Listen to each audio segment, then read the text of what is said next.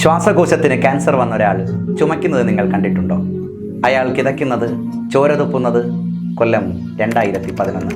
ലോകകപ്പ് മത്സരം നടക്കുന്നതിൻ്റെ തലേ ദിവസം പ്രാക്ടീസ് ഗ്രൗണ്ടിൽ വെച്ച് കിതച്ചു, ചുമച്ചു, ചോര തുപ്പി യുവരാജ്. ടീം ഫിസിയോ യുവരാജിനെ വിലക്കി, നാളെ നിങ്ങൾ കളിക്കരുത്, നിങ്ങളുടെ ജീവൻ അപകടത്തിലാണ്. കളിക്കണം, നാളത്തെ ദിവസത്തിനു വേണ്ടി മാത്രം ഞാൻ സൂക്ഷിച്ചു വെച്ച ജീവിതമാണിത് എന്ന് യുവി അയാളോട് മറുപടി പറഞ്ഞു. ഫൈനൽ മത്സരം നടന്നു.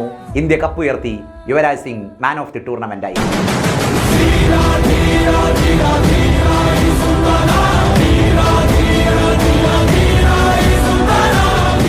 ചില ലക്ഷ്യങ്ങൾക്ക് വേണ്ടിയാണ് ചില മനുഷ്യരുടെ ജീവിതം. അത് നിങ്ങളുടെ ആയാലും യുവരാജ് സിംഗിൻ്റെ ആയാലും.